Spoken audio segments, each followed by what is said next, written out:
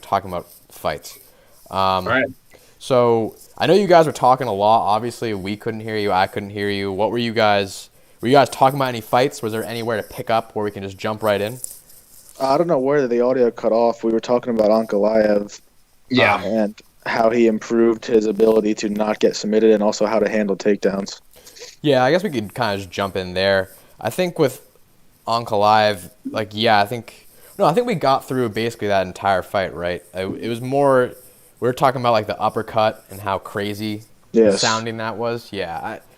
Yeah. I don't think this, like, I think you said it too, Connor. I don't think this is like a bad performance out of him, but it's nothing like new. We didn't see anything new out of Ankalaev.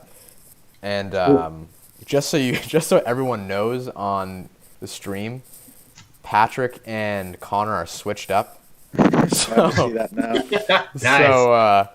So if you're looking for Patrick stuff, go to the top right, and if you're looking for Connor stuff, go to the bottom middle.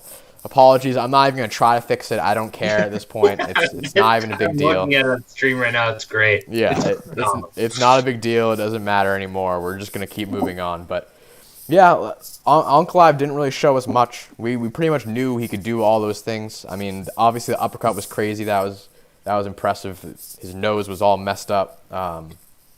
See, yeah. I think it's impressive because his opponent was a little under touted, in my opinion. I mean, Abreu has submissions over Johnny Walker, submissions over Victor Ninkov. He has been on a tear. His ability to, it didn't seem like he showed anything new, but like he was up against a much more dangerous ground opponent than I would say Paul Craig ever was when he got submitted in that last second.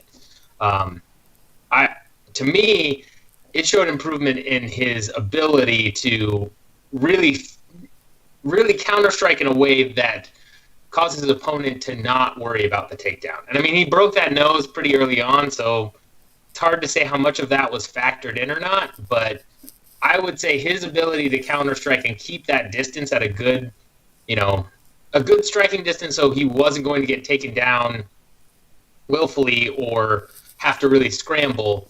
I mean, he even when he was, on top, as Connor had pointed out in his piece, which all of you watching should go read.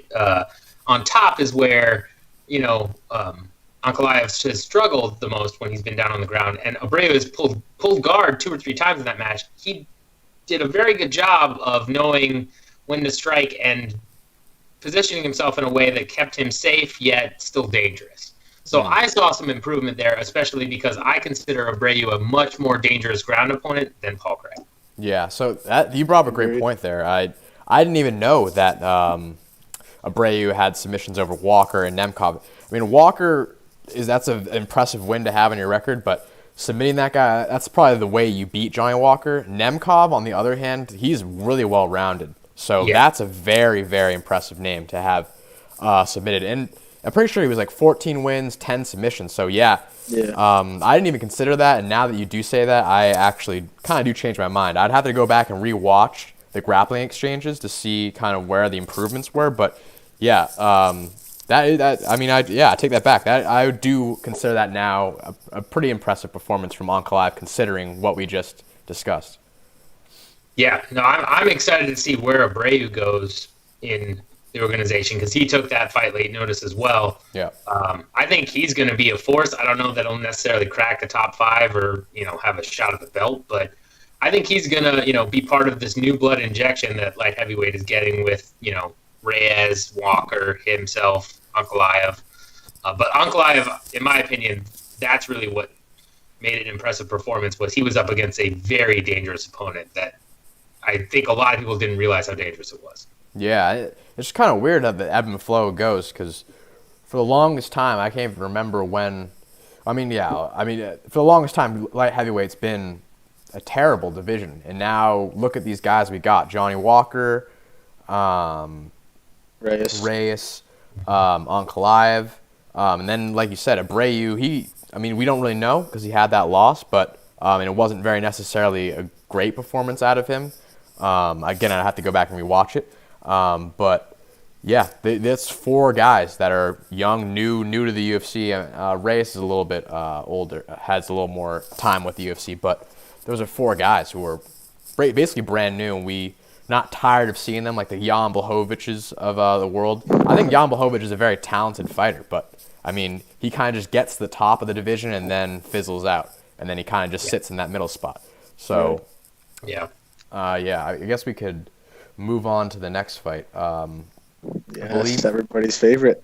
Yeah, this was Jan Dodson, right? That was the next fight? Yes. I mean, what did you guys think? I'll say that another Peter Yan performance, pretty classic. I thought this was I didn't think John Dodson was like just a bad version of John Dodson. I just think that John Dodson needs to like reconsider some things before he gets his next fight, or whether he decides he wants to continue fighting. I can elaborate on that since it kind of seemed like it threw you guys for a loop. He was very distracted in there. I think they talked about it a few times.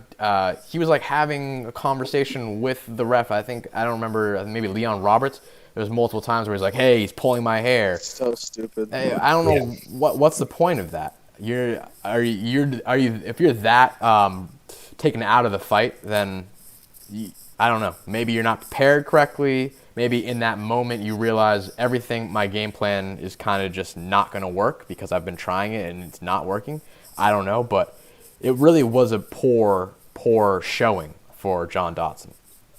To me, it was a poor showing, but it's one of those things where even when Dodson hasn't done exceptionally well, he's always been Dodson. I mean, he's always been able to make opponents think about coming in for some of his counter strikes. He's always been incredibly fast. He's always been, he's always had a skill set there that has made him dangerous. I mean, even in the Jan fight, he knocked down Jan. That was huge. I mean, it was, he wasn't able to finish from it, but I mean, he has power and he has quickness that is underrated. And even though he's gone, split decision for the past, I don't know how many fights, or it's been unanimous and it's just been kind of boring. A lot of that has been because his opponents have recognized how dangerous he is. In this fight, though, Jan walked him down in a way that no one has ever walked down Dodson. I think part of his complaining about the hair pulling and the groin strikes, although to be fair, side note, he is on a 4-fight groin strike streak and somebody kicked him in the nuts 4 times. So I get that. But I think he was complaining a lot more than usual because I don't think he's ever felt that pressure and just gotten outstruck, But he's never found someone that has the speed and strength that he does where he's up against the cage eating shots. I thought Dodson has never been finished. I thought he could have gotten finished in that fight. Yeah, it was looking bad at a couple points. He was eating shots towards the ends of rounds where I was like, well, if he had another minute here, he might actually go down. I don't think he's ever felt that kind of pressure and speed and power where he's been so stifled that he just has to look for any way out. And I think that was irking him and frustrating him, as well as, the perceived fouls, or what he thought the perceived fouls were, where he just was getting mad because he wanted a point taken away because I think he kind of knew deep down he was losing that fight. It's remarkable to me to see someone do that to Dodson, and that speaks more to Jan's perspective, abilities in the bantamweight division. I think he goes on to either get a title fight or, fight somebody, be a perennial title contender moving forward. Yeah, I think that I think a big thing with Dodson is that, he has power and speed. I don't know how well his power has translated, though, from 25 to 35, right? He clearly he still does have it, but it's no longer that, like, I'm going to hit you and then you're going to be down kind of wondering exactly where you are and then I'm going to jump all over you. It's no longer that. It's more of like a sting. But he still has the speed, and that's what was really kind of keeping him in there, I felt like, in that the beginning of he had that straight punch off the fence at the end of the first round that really rocked Jan. Did he knock him down in the first round? I can't remember. Was it the first round? Or was it the second round? I think second round. Okay, it was the second round. It was the beginning of the second round, I think, and then Jan just put it on him. Dominated him. Yeah, so his speed will bring him back in spots, but yeah, I don't know, because even in his last couple fights, the output is just not there. It's just him sitting on the outside, sitting on the fence, waiting for the guy to come in. And what do you think? If you're going to try to bait and do one thing the entire time, try to bait someone in so you can counter them, and they can recognize that, why would they indulge you on that? Why would they walk into your punches like that? Why would they want to? You know? I think he needs a better kind of game plan, because it's very obvious what he's trying to do when he goes out there. I think moving forward for Jan, the thing that is going to suck for him is he's like a killer, but he's lower in the rankings, and I think people are going to use that as an excuse to not fight him, which I don't know. I mean, that could end up slowing down a little bit, because looking at the rankings right now, like I was thinking maybe Aljamain Sterling, but I could easily see him saying he only wants to fight up in the rankings and not want to fight Jan. Yeah. Maybe Rivera, Lineker, I don't know. I mean, Lineker's fighting Sandhagen soon. But I just think that people are going to not want to fight Jan, especially if it's low reward, high risk for them. I think that could end up slowing down his trajectory a little bit. I think you just nailed the matchup, though. I think it's Jan Rivera, because Rivera's coming off a loss, and Rivera was one of those guys who, I mean, a lot of these guys in the bantamweight division have been the guys at the top have been there for a little bit now at this point, and it seems like it's one of those situations where they're not going to really want to move their spot, like you're saying. The people at the top are going to want to fight the higher end guys. Yeah.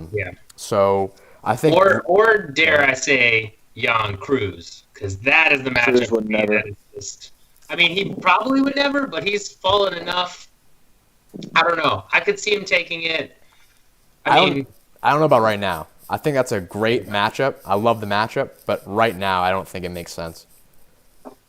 Yeah. For Cruz to return on that. Yeah, you're talking about a surging bantamweight, a guy who's just put it on people, and then Cruz, who's like, you could drastically see his performances in the cage, just the injuries and everything add up. So if you want to match those two up, in my opinion, I think you need to get Cruz a win, or you need to get Cruz a dominant performance, something where he can show. I get what you're saying that, but at the same time, I think Cruz is the type of guy that would, if he's going to come back and fight, wants to fight the up and comer. I mean, that he was going to take that fight with Jimmy Rivera, which made some sense, but also at the time Jimmy was a surging contender, and he pulled out because of injury, obviously. But to me, I think Cruz is the type of guy that relishes those types of fights. So I would not be surprised if it happened. I'm going to be mad if it didn't happen, but yeah, I could see Cruz being like, no, I want to take. He comes off to me as the type of guy that wants to fight the best and wants to prove he's the best in the division. So I think he relishes to fight somebody like Jan. But yeah, I just think that like Jan, in terms of the ranking where he is, the wins he's got over people, I don't know if that translates to top 3, because I think Cruz, even though he's had all these injuries, his matchup should be somewhere around in the top 3, because he lost a title and then he hasn't fought. So right, I think Cruz would fight Sterling next. That wouldn't surprise me. Honestly. I think that fight makes sense too. Yeah, that fight makes a lot of sense. That's true. I could see him fighting Sterling, or if Sterling wants to wait for a shot, or get somebody like the winner of Garbrandt and Munoz, then I mean, because that's the thing. I would imagine this puts Jan at either 8 or 9. Yeah. I think he basically takes Dodson's spot, and then you're looking at, I guess if Lineker runs through Sandhagen, then you could do Lineker Jan. That would be a great fight too. Yeah, that'd be an amazing fight. Lineker Jan. I think that's another one that you have. With Jan, there's just so many matchups you can make. He is the guy. I think he's the guy that needs to get a lot of push coming up here, because I mean, bantamweight. Honestly, I mean, bantamweight has so many good contenders, so many good young fighters that, I mean, it doesn't really matter when you're talking about new young guys coming in, I guess, from what I was just saying. But I think Jan is definitely the guy who's going to should be making a real good push towards the title with that win, and just his pedigree too. His pedigree. Yeah. I mean, ACA, ACB, former champion. I think he's one loss, right? And that was he's 12-1 now. well, I don't even know where that loss was from. It might have been ACB, but it might have been something early, like early in his career. But I'm almost positive it was pretty early on in his career. yeah, so I'll check that. But I'm looking.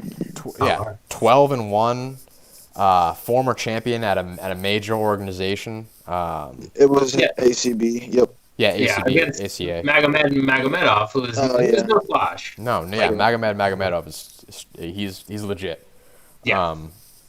And he avenged it 2 fights later, so that also speaks to Jan's ability. Yeah.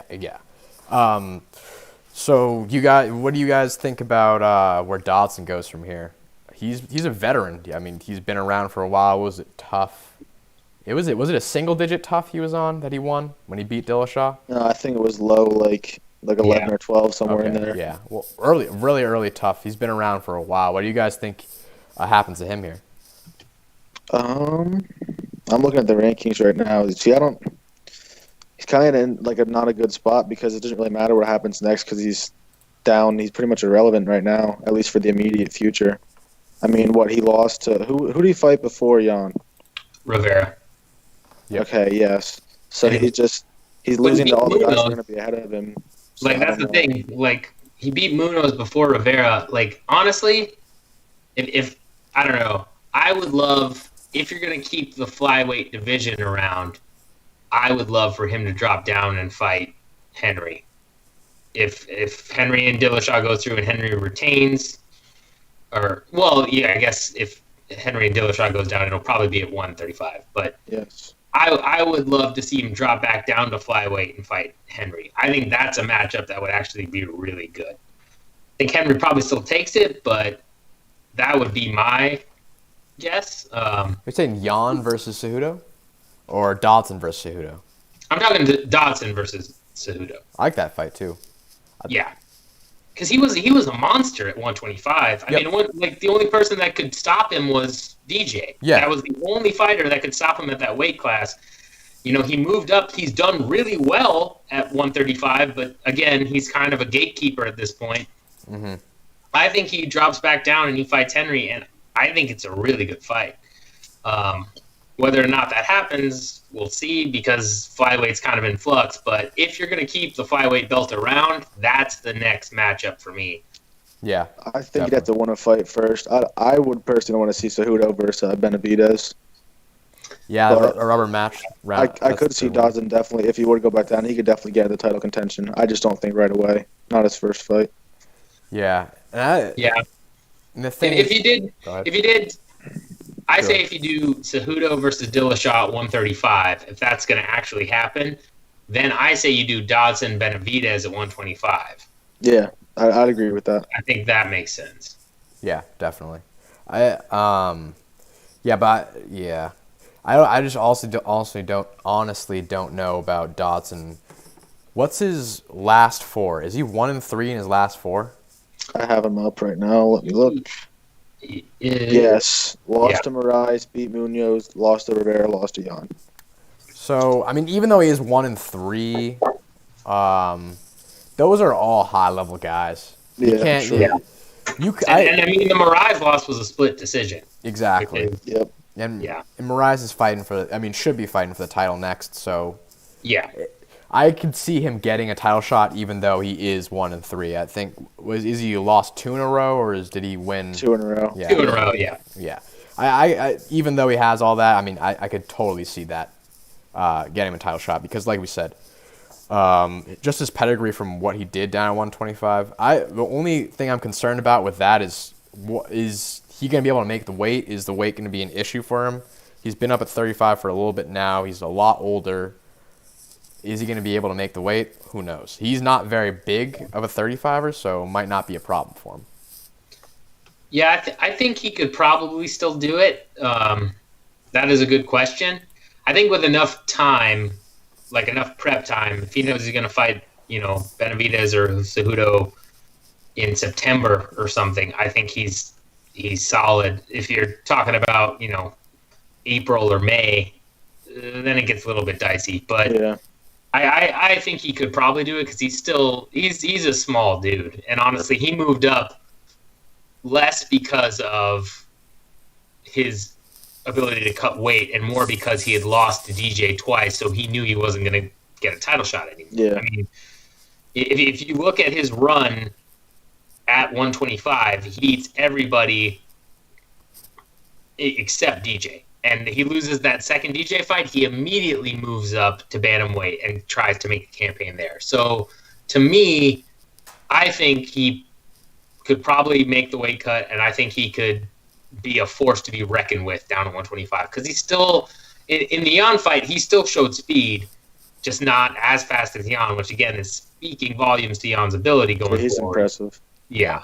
But I think he could give Cejudo a real run for his money. And I think Benavidez and him matching up, because looking at his record, he's never fought Benavidez. I think that's a great fight, too. Yeah. I would love to see that fight. So I'm surprised that hasn't even happened. Yeah. I think he drops back down if they're going to keep the belt. If they're trying to get rid of it, well, then he's kind of stuck. And I would say at 135, I wouldn't mind seeing him against, well, a weird matchup, but I wouldn't mind seeing him against a Sunsao, honestly. Sunsao? I don't know about that. They're both two like low output guys. That's not going to be. I mean, I think it's a good fight in terms of just who they are and what they've done, but I don't know. Maybe Ricky Simon? I could see Ricky Simon. That may make more sense. That's not a bad fight. Ricky Simon was. I know that Manny Bermudez. A lot of people were talking about Ricky Simon matchup with Manny. Mm-hmm. That's not a fun fight. Manny versus Ricky Simon. Ricky's just a forward pressure grinder kind of guy, and that would get submitted very easily. I think. Fuck, I did one out of my head. Were you talking about Simon Dodson? Yeah. Yeah, I like that fight. I mean, because you're going to have Simon who's going to push forward. He's going to really press it like Jan, but he doesn't have the speed of Jan, doesn't have the combinations, the striking, or even the wrestling. So that's probably going to be a more winnable fight for Dodson, too. So maybe he gives us a nice resurgence there. I like that fight. Boom, we're making matchups here. We're Sean Shelby up in this.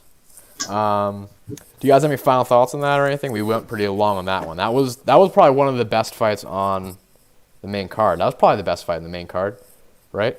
What would you say that, guys? Yeah. Off the top of my head, yes, for sure. Yeah, I was actually, my final thought is that should have gotten a fight of the night. I mean, I'm not mad about the performance of the night bonuses that were given out, but that to me was fight of the night.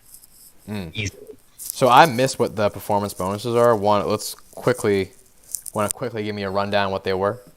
Struve, Performance. I think it was 4 performances. There was no fights. No fights of the night. Wow. No fights of the night. It was Struve, Grant, Santos, and I forget the last one. I also forget the last one. Let me see if I can find it real quick. Another KO. Was it Ojalekin? That guy? It should have probably been. was. I mean, that wasn't. Right here. It was him. Yep, I just found it. Yeah. Okay, yeah. Cool.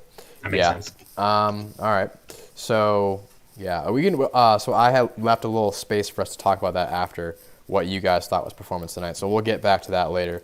Moving on to the next fight, Carmouche versus Pudilova. Obviously, Carmouche defeated Pudilova via unanimous decision. I didn't see all this fight. I saw mainly in the first round. It was a lot of Carmouche just grinding out Pudilova, and Pudilova was like the hometown girl, I think. Yep. She was supposed to be a striker. For my initial viewing, I guess, of Pudilova in that first round of striking, it was very awkward. It wasn't, and I'm not saying awkward necessarily in a great way. Like she definitely had good striking, I guess, but her movement didn't seem like it was going to give Carmouche any problems because she didn't seem like she was on balance a lot of the time. I don't know. I wanted to see Pudilova bang a little bit, but Carmouche gave her no chance to bang the entire fight. Whenever they're on their feet, Carmouche was totally out of striking range, even out of kicking range. So But again, I don't really know how well Pudilova would have done even if Carmouche kind of like played into it, or if she had an opponent who was going to play into her striking, because, like I said, it was very awkward looking the way she was moving around in there. What do you guys think? Pat, go ahead. So for me, I have an unpopular opinion about this fight. I technically had it Pudilova 29-28. Reason being, Submissions? well, submissions, but Carmouche took her down a lot, but literally just held her there. Mm-hmm. And honestly, it was there was a mistake. I had it 1-1 going into the third, mm-hmm. and Pudilova kept going for an axe kick all day long. And while I'm watching the fight, I'm like, she's going to get caught. Like, Carmouche is out of striking range, and Carmouche is going to just grab that kick and then take her down with it. And then she did, like, I think 2 minutes in. Mm-hmm. But that being said, in terms of actual damage on the ground, Pudilova reversed Carmouche, I think 2 or 3 times, and was, trying to drop bombs and throwing big strikes, whereas Carmouche really just held her down and advanced a little bit, but didn't do hardly any damage at all with any strikes. And so to me, Pudilova definitely has awkward striking. There's no doubt about that. If you watch the against Sarah Moraz, that fight, her striking has always been awkward. And when they did strike a little bit, she was, busting Carmouche up a little bit. Carmouche had a cut behind her head a little bit, behind the ear. She was doing some damage. But that all being said, it was one of those things where Carmouche used her wrestling to just kind of take her down and hold her there. Fitched her. But based on the rules and how the scoring criteria is supposed to work, to me, Pudilova won because she did more damage, whereas Carmouche controlled more of the octagon, controlled her opponent more, but didn't really get any significant strikes in there. I mean, if you look at the end of that fight, Carmouche is more busted up than Pudilova.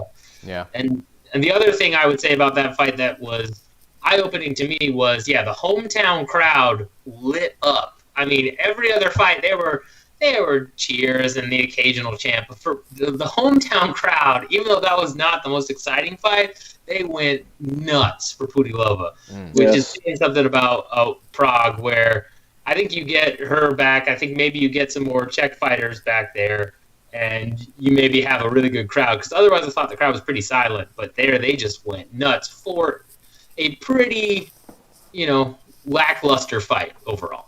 Yeah, I think with the crowd, it must have been a culture thing, because I know there were certain moments where they were clapping, so it must have just been one of those things where they're trying to be polite, I guess. When they're not cheering, they're just silent instead of talking or whatever. I don't know with that.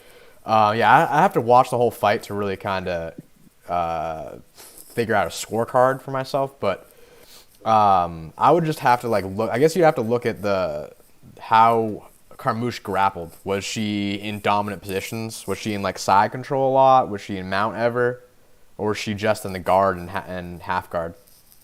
I feel like she was in side control a decent amount. She was in control a little bit, but mostly she was just in guard, or she was taking. She would have Pudilova up against the fence, where Pudilova's back would be against the fence, and she was wrapped around the legs so that Pudilova couldn't move very much. Yeah. But she wasn't advancing upwards to try and land strikes. She was just kind of holding her there, and I was like, Pudilova got more strikes in technically. I think I have to check fight metric, but I'm pretty sure Pudilova landed more strikes because she was at least hitting the head as Carmouche was sitting there. But she just literally held Pudilova there for at least a minute or two, and it was kind of a okay, you got the takedown, you're advancing a little bit, but what are you really doing? I'm not mad about the decision, because I could see it going that way from an outside perspective, but to me, based on the rules, I think Pudilova won. But it's still close either way. I mean, it wasn't like Pudilova was, tearing her up, and then Carmouche landed a couple takedowns. It was Carmouche was in control most of the fight, but wasn't really doing any damage. So. Yeah, and that's where I'd have to, without watching it, I'd have to agree with you, because the fence position, when you've got someone kind of propped up against the fence, it's not, I wouldn't say it's a 50-50 spot, but it's close to that, maybe 60-40, because you're really not doing much pushing someone against the fence. You are controlling them, but you're not in a dominant position. You're not threatening with the submission. If anything, when you're pushing someone up against the fence, the person on the fence has the opportunities for the submissions. You really have no opportunity for a submission when you're trying to pull them on the fence or just hold them up against there. So you can get submissions. You can get guillotines off there. But it's really not a position where you should be awarded major points, in my opinion, in judging. I think it's more or less just a negative position. If you get a takedown from there, yeah, you can get award points there for a takedown. Strikes off there, yeah, it's great if you want to break off and get strikes. But if you're just going to sit there and play the control game, then I really don't believe that should be a high-scoring position for someone. I don't think it should be something that decides a round or really a fight, because you're really not doing much when you're there. You're fighting for position is what you're doing in that spot. And fighting for position, means you're usually around a 50-50 spot. Yeah. Yeah, I agree. I agree. All right, so we can move on, or we can talk about like where you think Carmouche goes from here. I think it's kind of a weird spot since it's such a odd that division's lackluster and the fight. division's so empty, kind of. Yeah, that was 25, right? Yes. Yeah. And Carmouche was ranked high, so she's probably going to get like a top 3 spot, right? She was 6? She's 6. I mean, yeah, so 4, maybe 5. Top 3 is a little high, but she might move up a little bit. Yeah. Was Pudilova ranked or not ranked? No. Pudilova is... She was ranked at bantamweight. Yeah. Okay. Odd. Very odd. Yeah. So I don't know. I don't know if you get movement from Carmouche on that. I don't know either. Yeah. Let's move on. If anything, I say you get Pudilova in at like 12 or something. Like yeah. if anything, I think Pudilova shows up in flyweight. Like. Yeah, which is just speaks to the division. Quickly before I move on to the next thing, Connor and Patrick, just tilt your computers and cameras a tiny bit towards you. Yep. Perfect for you, Pat. Connor. Okay. Yep, that's perfect. All right, cool. All right, so obviously the next one, this was one of the performances of the nights. I cannot pronounce this name at all. Oleksiy Mikal. Yeah, we'll call him Mikal. His nickname is My Lord, so just call him My Lord. All right. Mikal, My Lord. Mikal, My Lord. Great performance. Body shot KO'd Gian Vellante. Technically, I think it was a TKO. What do you guys think? Dude, it hurt me. That's my main thought from that fight. It hurt me to watch. Oh, it was nasty. Yeah. Have either of you guys gotten hit with like a real bad body shot before? I have never. Do not train. So no, I mean you don't have to train to get hit with a body shot. I've never been in a fight of any kind.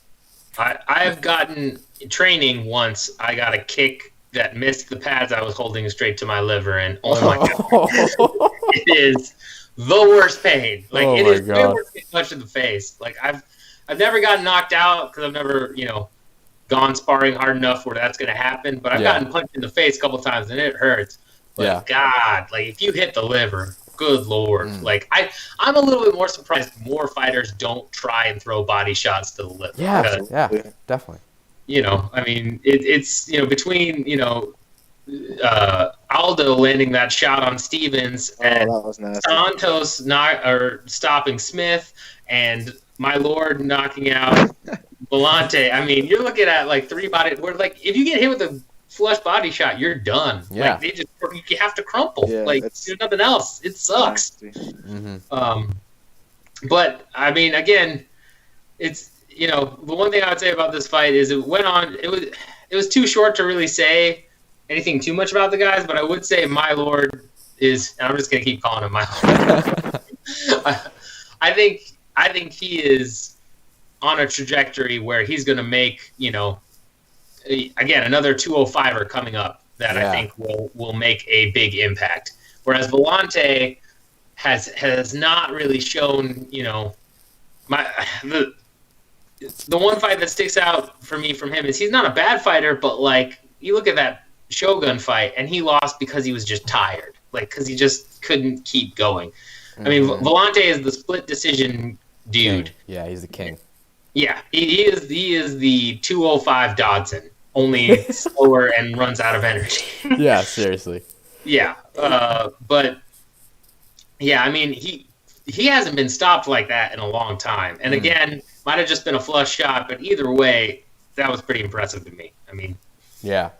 I'm glad it ended, quickly. I think because I think with Volante, it's just weird because I don't know. From the way he looks when he fights, I have no clue about him personally or the way he walks around in interviews.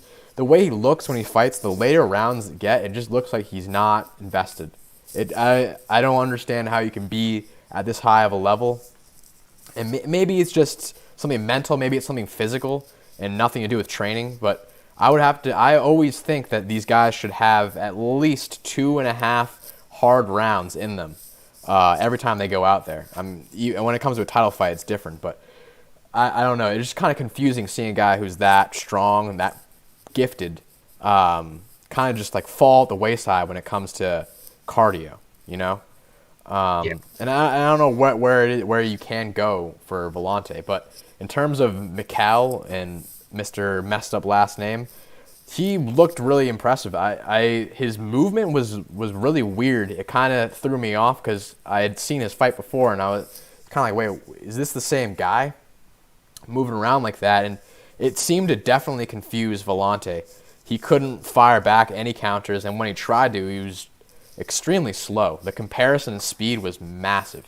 Mikal was just beating him to the punch every single time, and that's gonna serve. I think that's gonna serve him well. Obviously, when he goes higher up in the rankings, I was very impressed by his performance. I think he could even. It looked like he could even make 170 pounds almost, just the way he looked. And a thing I forgot I wanted to say about Volante was he looked like he was in great shape. He looked like he was in the best shape I've seen in a while. So it just sucks that he has to go out that way for him. But Mikal was definitely the smaller guy. Definitely didn't weigh as much and just destroyed him basically. What do you got, Connor? I just thought his speed was what impressed me the most. I mean, obviously the power with the body shot, but I thought he was a quick striker, and I just looked him up, and he's only 24 years old. So I think it's safe to throw him in with the Walkers and the other up-and-coming 205ers that might be there for a long time, make their way to the top of the division. Definitely. But yeah, mostly his speed is what was impressive to me from that fight. Yeah. It was like, once I was noticing how the difference in the speed that they had, I was like, yeah, this is probably not going to last more than 2 rounds. Yeah. And the fact that I don't know if you guys caught it, but he hit before the finish. He hits him with a body shot, and then you could see it on Volante's face. He's kind of moving around. He's like, "Oh crap! I gotta move out of here, move out of the way."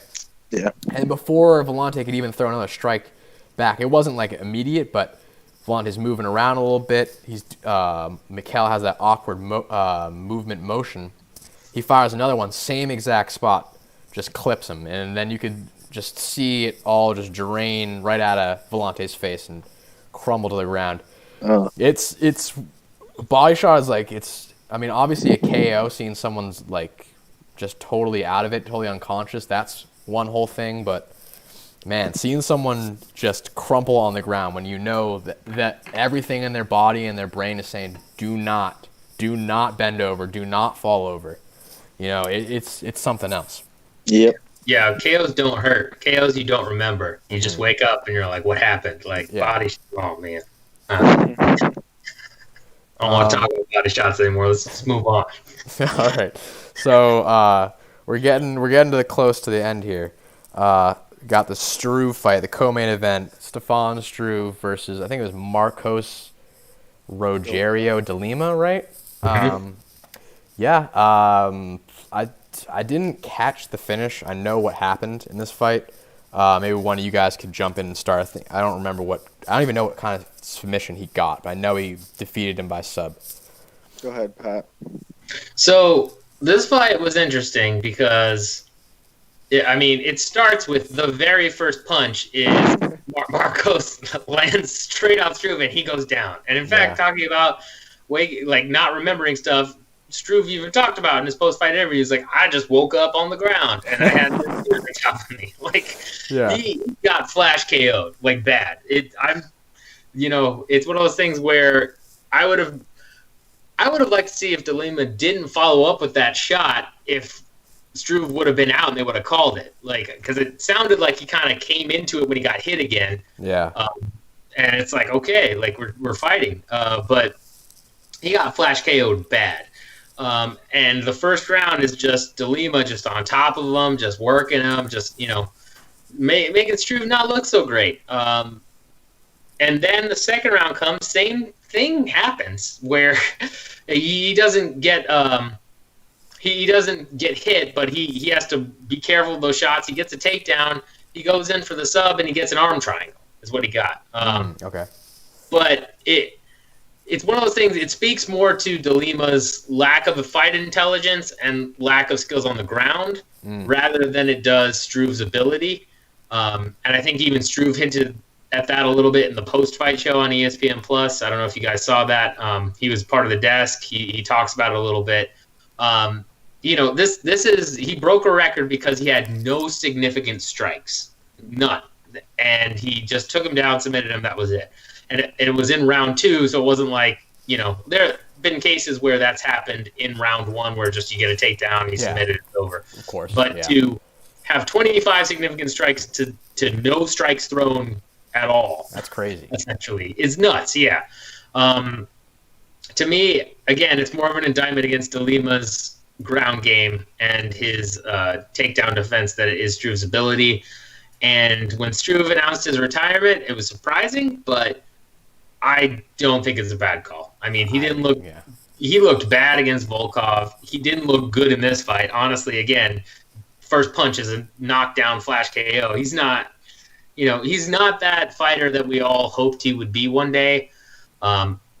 If he comes back, that would be fine with me. I would love for him to take some time off regardless. And if he's going to come back, I hope he, changes camp or does something to switch it up. But he's had heart issues. He's done a whole bunch of other stuff. I'm glad he got that swan song, even though it was kind of an ugly swan song. If he did retire. But, I don't think the performance of the night bonus was warranted. I think there were a couple other KOs or submissions that should have gotten that instead. But, to me, this was Struve. This was Struve barely getting a win. And I'm glad he's retiring because I think it's time. And I'm glad he knows it rather than he thinks he's going to come back in and be like, yeah, I got a great submission. I'm going to go fight an up-and-coming contender. Like, yeah. Yeah. I think with Struve, he never took punches well. He was never a guy who was going to sit in the pocket and trade with you, which was what, honestly, I expected. A lot of people expected when I first started hearing about this guy, 7-foot skyscraper tall fighter. He's going to be massive. He's just going to walk through punches and nail people. That really wasn't the case. He was always a submission guy. That was his first art, I think it was. That's always what he kind of went back to, was trying to submit you. And about going back to the fight real quickly, I'd say a somewhat underutilized weapon again for a shorter fighter against a taller fighter is that overhand right. And every time it happens, it always surprises me because you don't see it a lot, like I just said. And it works almost every single time. I can't remember the fight maybe a month ago before this where I saw it. It was in the opening 30 seconds. Overhand right, boom, clips him on the jaw, knocks the guy down. I don't know how or why because I'm not a striker. I don't train striking, so I can't really break down why the overhand right is so effective. But in this sense, but usually when you're moving in and you throw that overhand right, there's not a lot of time for that taller guy to kind of move out of the way, move back out of range. So, I think DeLima's, obviously he doesn't have a good ground game at all. He doesn't have good takedown defense, but if he can really put his power on people in the heavyweight division, I think that he might be able to skate by some guys. I don't know where his trajectory or his potential, goes. It doesn't seem very high, but he does have powerful hands. And when you're that short, you're probably going to pack on a lot more muscle than other people. But again, it is heavyweight. As I'm saying this, I'm kind of thinking in my own head, it's heavyweight, so there's a lot of space for people to put on muscle and weight. So again, it doesn't look great for DeLima here. With Struve, I totally agree. He should retire. He's been in a lot of these fights where there have been absolute wars, and like I said when I began this little rant, he was never a striker. He was never a guy who wanted to stand and brawl. Yeah. What were your thoughts, Connor? I just thought that I think most of us probably thought Struve's real path to victory was through a submission and on the ground. So I don't know how DeLima wasn't a little more prepared for that. Yeah. Just train to keep the fight in the feet, and you're gonna win the fight. Like, no questions asked. And he showed that in the first 15 seconds. He was gonna win the striking exchanges, and then we just didn't get many striking exchanges. So he didn't really have much of a chance once it was on the ground. And I know from it's in terms of a wrestling sense, it's much more difficult to get down a shorter opponent than it is to get down a taller opponent. Yeah. Obviously, trying to get like a double leg and trying to get like a lift takedown, that's going to be really, really hard for a shorter guy against a bigger guy. But if against the cage, a lot of trips, those are going to be almost impossible. If you're Struve's height fighting a guy who's like, I don't know how tall DeLima was, but he looked like he was 5'11" comparatively. Like, it looked like it was a foot difference. So that's going to be extremely hard to get like the judo throws, a lot of those traditional jiu-jitsu takedowns. It's not going to be easy. I don't think Struve was necessarily a real traditional wrestling kind of guy. So I don't know how did he get DeLima down? I don't recall. Patrick. I don't know if Pat remembers. I believe it was more DeLima went to clinch with him against the cage. I'm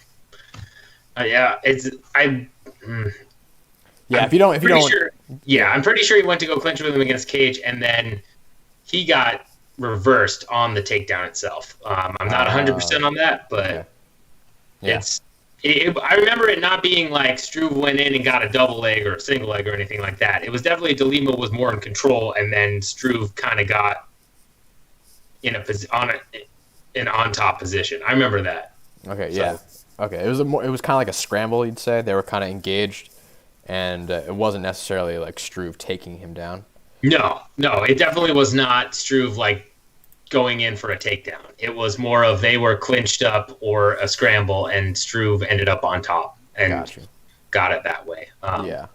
That's usually how it happens in scrambles. I know from just a lot of the grappling I do, like and when you enter certain positions, when you try doing certain techniques against someone who's similar weight or lesser weight than you, it's not going to work at all. You're going to get swept. You're going to get reversed almost every single time because the weight plays a factor. If I weigh 140 pounds, I'm trying to grapple someone who's 200 pounds. We're in the clinch, and I'm trying to get a single leg and then roll to your back. Like, it's not gonna. That's probably gonna be a decent strategy for me since I'm smaller. But if I'm gonna try to just shoot in right and double leg you immediately, there's like a very small % chance that I'm gonna be successful with that because I'm way lighter. All right, so moving on to a less wrestling heavy fight, our main event. How happy? I'll start this with a different kind of question. How happy were you that there was basically no grappling at all in this fight between two guys who don't really grapple a lot? You know, I mean, a lot of time when you see two strikers, I mean, these guys aren't. I wouldn't say Santos is a super high level striker, but a lot of time when you see two pretty high level strikers, you see them engage in kind of like a weird grappling match. Like, I don't remember who Bandejas fought recently, but Bandejas fought Ricky Bandejas. Archuleta. Juan Archuleta. Yeah. That was like this weird kind of grappling match. Or MVP Daily. Yeah, MVP Daily. That's a better example too. Yeah. So how happy were you guys that it didn't turn into one of those weird kind of fights? Yes, that was good. I mean, I I think Jan would have had the advantage if it went to a grappling fight, and I'm just happy it didn't. So we got to see the hammer dropped by Santos a little bit. That's what we were all looking forward to anyway in that fight. Definitely. What did you guys think about the strategy of Santos? Because it was definitely different. It was definitely more measured. He wasn't pressing forward with reckless abandon. He wasn't throwing his hard hooks constantly and putting this hellish pressure on him. What did you guys think about this kind of new game plan? I was surprised by it, honestly. Like it was good to see because going forward he'll have to be a little more careful, especially if he's fighting John Jones. So it was a nice improvement from him to not just be rushing in looking for the finish. So I mean, we'll see how it goes. He looked like he obviously showed that he can counter now, which he hasn't really done much before. With that knockout, he can clearly counterpunch. Yeah. Patrick, what are your thoughts? Yeah, no, I think, I rewatched the Santos Manoa fight before I watched this card, and again, the thing that sticks out to me in that fight is he does that jumping spinning kick where he just flat, it's like, what are you doing? I mean, I appreciate it. It looks great, but just craziness. And he gets rocked. He rocks Manoa. It's a whole thing, and it's an all-out war, which is great. But to me, it definitely showed a guy that was serious about what he was doing, and I think it was the right approach. Because I think Jan's counter striking and his patience is very underrated. If you're looking at total performances between Santos versus Manoa and Jan versus Manoa, I think Jan dominated Manoa a lot more, even though it went to decision. Just in terms of he's a lot more dangerous than people give him credit for. Yeah. So I think it was the right call to take that measured approach, look for the opening, and then he landed the hammer when he needed to, got that knockout. I think it shows a more mature look on,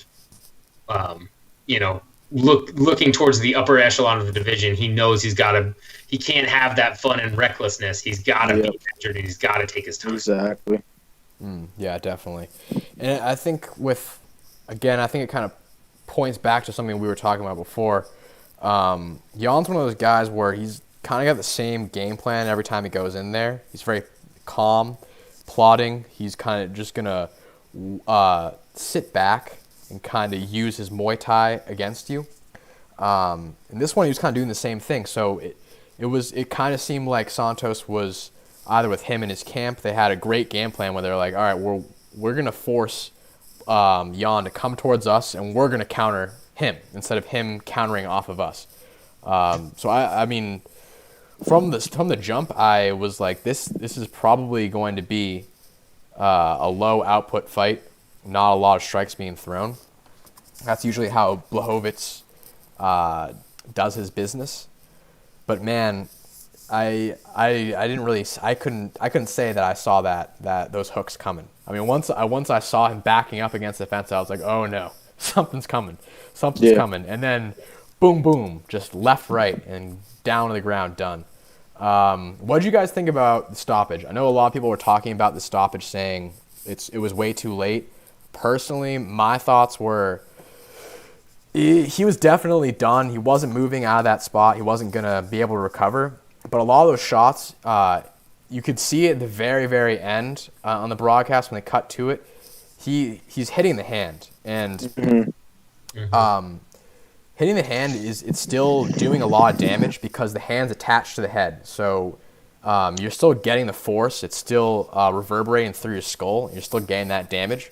But it's not as there's not as much force as if there's no hand there. The hand is absorbing some of it, but still. So I think it's not that bad of a stoppage. I don't really have that much of a complaint. Agreed. I think main event, 5 rounds. You give a guy as much chance as you can.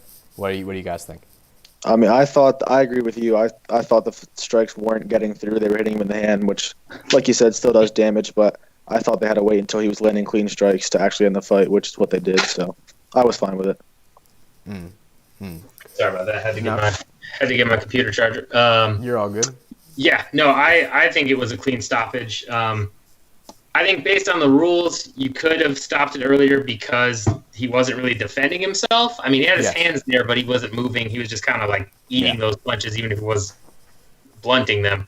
Uh-huh. But I think especially once he turned over to his side and then ate those shots more, I think that's when the real stoppage was. And I think he was fine until then. I think he still, wasn't – he seemed to be okay after the fight to get up and talk and all that.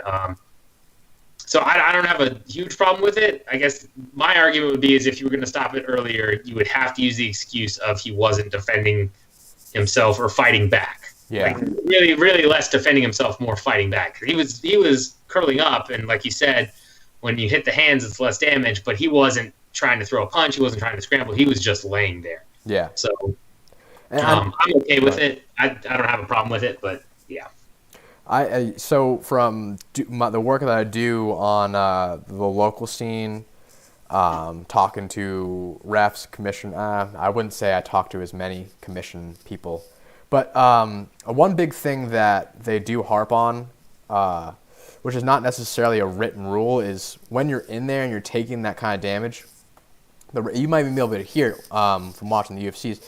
They give you a command that, hey, fight back, hey, move out of here. Right. So if they give you a command like that and you're in a bad spot and you listen to the command and you do the command, say, I don't know, you move a little bit, maybe you get to your butt instead of being on your back, they're going to let you keep going. And then if you're still eating shots, they're going to say, hey, you got to do this, you got to defend yourself again. So if you follow the referee's commands, they're going to let you go a little bit longer, which is supposedly it's a big thing in the referee community, and it's what sometimes why people get caught in such kind of weird stoppages. I know a lot of the ones that I've seen in the local scene are probably because of that, because the guys are listening to the commands even though they're absolutely out of it and totally rocked. Yeah. So I think this was kind of one of those senses because he was on his back, and then Patrick, you said, yeah, he moved right to his side. And that was probably following a command of Herb Dean, but then, he followed the command, and then it didn't really matter because he was still eating those horrible shots that were just raining right down on him, so he had to stop it.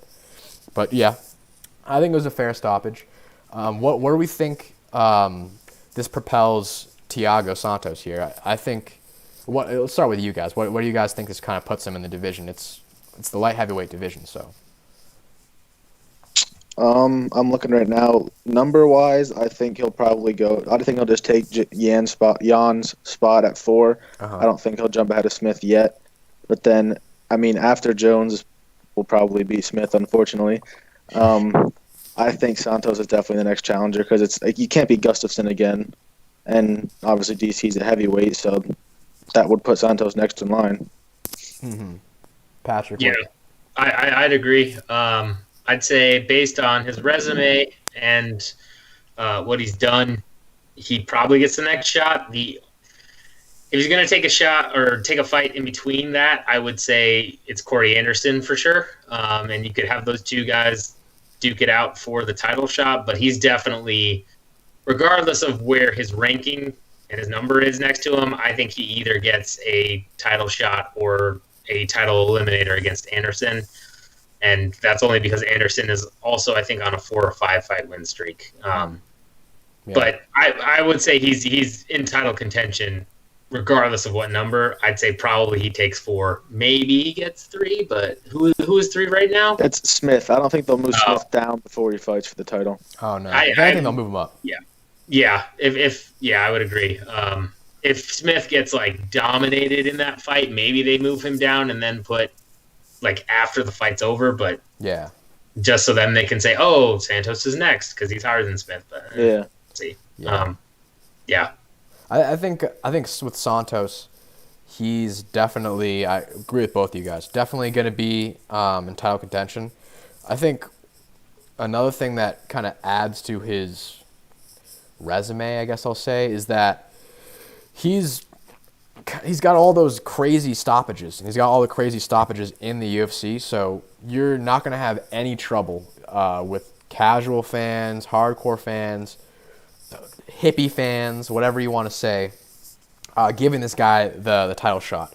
Obviously, with the way that 205 is, there's just, everyone's going to have some sort of complaint about these title contenders, these title challengers. This is a guy that I think everyone can get behind. Not only does he deserve it, he has those crazy stoppages that are going to draw people in. So I think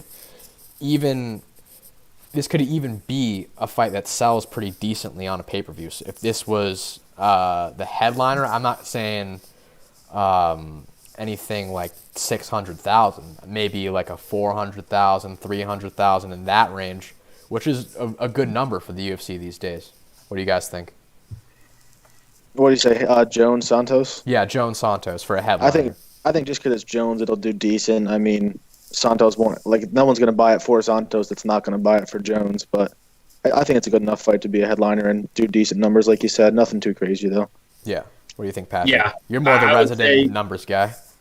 I would say, first you got to look and see what 235 does. True. And then probably whatever 235 does, it's going to be around that same amount because, Jones is the A side. I would guess, honestly, Jones has – I mean, because if you look at Gustafsson Jones 1, I think it sold around 340,000. It was low. And then their more recent one went up to 770. I think Jones is enough of a name. You probably get – I mean, 235 will be very – telling, but I'm gonna say in the 400 to 500 range. I agree. Yeah, so we would think right around the same area. Yeah. Yeah. So, so I guess we could talk a little bit about quickly. Where do you think this puts Jan? I think I talked about it when I was breaking down this fight. Like, Jan just keeps going like top of the division, and then gets pooped down right into the middle. Where do you think it goes from here? I like the Corey Anderson-Thiago Santos fight. I could see them putting Jan with either a guy they want to put in the top 5 or a guy that they want to make a contender. I could even see Corey Anderson fighting Jan. I think if Reyes beats Ozdemir, I think Jan could be next for Reyes. Sort of like a gatekeeping role, get Reyes up in the top 5. Yeah. I was going to also say Jan versus Reyes. Although, honestly, if Reyes beats Ozdemir convincingly, he's also got a claim to title contention because he's undefeated. So I would say you could do Corey Anderson, although, again, Corey Anderson is right up there already, so I don't think it does much for either fighter. So I'm not sure they would make that. I could see Jan fighting if Walker passed Serkinov. That's a good one. I think that would be a big, because I mean Walker has definitely gotten. It's one of those odd things of Santos has only gotten KOs since he went up to light heavyweight. Yeah. Yet there is not a ton of hype around him, whereas Walker is building that hype machine. I think if he goes out and he KOs Serkinov in round 1 or 2. And really puts on a dominant performance, I can see them trying to fast track him to the point where they put him up against Jan, and then if he beats Jan, he gets a title shot type deal. I agree. Yeah, that's what I see there. Definitely. All right, so now we'll move on. What do you got for performance of the night, fight of the night? Obviously, if I can remember this correctly, I'll go over what their official ones were. Struve with the sub, right? Yes. Oleksijas Mikkel, my lord. My lord. My lord. Dwight Grant was the third, and Santos. And then Santos, yep, okay. So that was the 4. I guess we could say, do you agree with all 4? And then what would you have for, let's do 2 performance of the night. So, 2 performance of the night and 1 fight of the night. You can start, Connor. Yeah. I would probably go with my lord and Dwight Grant for the performances, and then I think Dodson Jan has to be the fight of the night. And then Santos would be my 3rd performance of the night, but I wouldn't have him ahead of Grant or my lord. Do you agree with all 4 performance of the nights that they chose? All but Struve I'm fine with. I mean, we had this discussion in the group chat. If they want to go back to submission of the night, knockout of the night, they should do that because Struve's performance as a whole was not worthy of any sort of bonus. But he got a submission, so we got a bonus for it.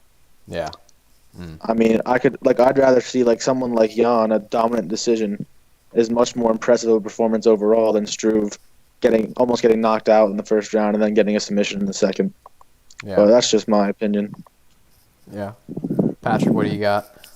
I would say my personal opinion would be fight of the night, Jan Dodson. I'd give my lord that performance bonus. Then to me, it's kind of a toss-up for that last performance bonus between either Grant or I would say Robertson, just because that was a super fun fight, and she did some great scrambling to get that choke over Masato. To me, it's kind of a toss-up in that regard. I mean, well, thinking about it now, I would say probably Grant, just because of the brutality of it. Yes. Yeah. It was pretty great. Mouthpiece made the knockout.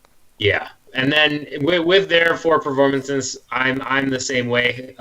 What they gave out in terms of, I don't think Struve should have got one. I'm glad he did, because it's, he's retiring apparently. Yeah. But at the same time, don't think he deserved it. I would swap out Santos's, just because it was brutal, but again, I don't know. It wasn't. Felt like they were kind of rewarding him for being a main event fighter rather than anything else. If he had been on the prelims and done that, I'm not sure he would have gotten it. There, I would have swapped that out for Robertson's, I would say. That's fair. Yeah, I don't know. Or Hatzvik. Hatzvik was also good. Yeah, I was going to say Hatzvik had a good one. So performances, just to vary it up a little bit, I'll go with Hadzovic over Pedersoli, and then I'll probably have to. Those body shots were crazy. I'll probably have to go with my lord on the other performance on the other end, and then fight of the night. I usually like the fight of the night to at least be like 2 rounds. I don't want to pick a fight of the night that lasted 1 round. It's not. It's definitely entertaining, but I need something that's a little more back and forth. So I'm gonna have to go clean sweep with Jan here, Jan Dodson. It wasn't very close, except for a couple of moments that Dodson had, but definitely the most entertaining fight, longevity-wise, multiple factors. But I agree again. I agree on the official performance of the nights, but I'd say I kind of understand why they gave Struve one, because of the retiring. He's been around for a pretty long time now. He's been in a lot of wars. I'm not exactly sure what his compensation is at this point, but maybe it's not in a great bracketing. So maybe they thought, hey, he's retiring. He's done a lot for us. That was a pretty good submission. Let's just give him the performance of the night, bonus 2 on top of that. That's where I think it makes sense. I agree. It doesn't really make sense in terms of actual performance, because there were better performances. And then again, the Santos, I thought that was pretty impressive, just because that was not the way he usually fights. He fights a different way, and got the KO off a counter. In terms of the Mercedo Robertson, I think that one is definitely worthy there too. But just for the fact that Mercedo kind of put herself in that position, I don't know if I would put that over Santos, who had like a very solid game plan, and it seemed to me more of an overarching performance, just from all the aspects considered, from game planned from the start of the fight to the end of the fight. Whereas Mercedo Robertson, it was kind of like she gassed out a little bit. She was being a little bit wild too on the ground. So yeah, I think we're all basically around agreeing in the same kind of stuff. And another point to note, I just realized is I actually will. That is a good point, and I will actually retract and say Santos probably deserved it over Robertson, just because I didn't realize Yan hasn't been finished since 2011. Yeah, that too. So that does go into it, because he's fought some knockout artists, and he's managed to stay at least conscious. So yeah. He's the KSW champion, I'm pretty sure, right? It was like a defendant too. I believe. Yeah. So he's not fought easy guys. I'm pretty sure he was a KSW champ like early on in his career. Maybe I don't want to even put a number on it, because I don't want to I don't want to do that. 2013. So Was he 6-0? Yeah. Was he 6-0? What was his record? His record then was 17-3, and his his last stoppage was in KSW. Okay. He's only been knocked out once. So what are I mean, I don't want to harp on this so we can get out of here quickly. I just want a quick little side note. Who was his debuting fight, and who were his first 3 fights in the UFC? Because he's got a lot of like killers since he joined. But his first fight, who was his first fight? Do you have his record up right now? Yeah, I do. So Jan's first fight was Latifi, who he TKO'd. Yeah. And then his next 2 fights were Manua and Anderson, who he lost to by decision both times. Yeah, so he got thrown to the wolves just from the jump.